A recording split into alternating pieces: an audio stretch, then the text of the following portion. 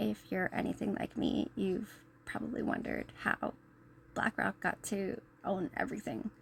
I did a little bit of research because I try and convince my mom, like, what goes on in the world, that she thinks is just a conspiracy theory. But according to ChatGPT, BlackRock started in 1988 as a small risk management firm, which doesn't sound old enough to me at all. That's like 2 years before I was born. I'm gonna have to look into that, but that's not even what we're talking about. We're talking about now and not the beginning. So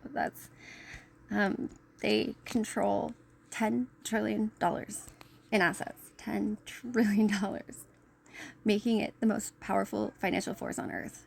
But here's the twist: it's not their money. They manage wealth for pensions, banks, governments, and billionaires.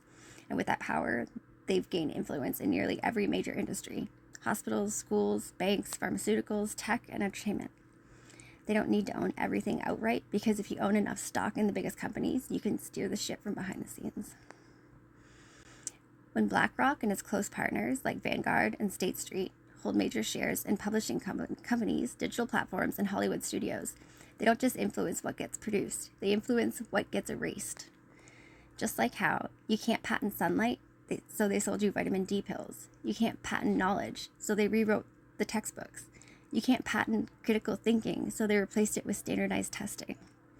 If people only hear one version of the truth from the news, in schools, and even in the movies, they're easier to steer.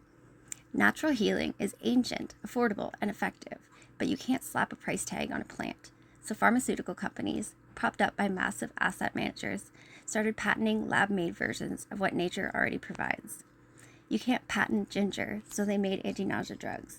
You can't patent cannabis, so they pushed opioids. You can't patent mushrooms, so they prescribed antidepressants. Instead of healing the root, most modern drugs treat the symptoms, keeping people stuck in a lifelong loop of prescriptions, side effects, and new diagnosis. That's not medicine, that's a business model. Now imagine this: the same three companies own large pieces of the food industry, the healthcare system, the news you watch, the homes you rent, and the tech you rely on daily. Every part of your life is connected to a profit stream that leads back to them. You used to grow your own food. Now it's genetically modified and sold back to you. You used to borrow books from neighbors. Now you rent knowledge from Amazon. You used to trust your body. Now you're told it's broken unless you're medicated. They've built a system where you're not free unless you pay for it. This isn't just capitalism. It's control disguised as convenience. The more centralized everything becomes, the more disconnected we are from the truth, nature, and self-reliance.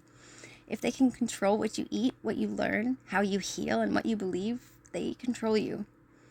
And the most chilling part, you don't need chains to be a prisoner. You just need to forget what freedom feels like.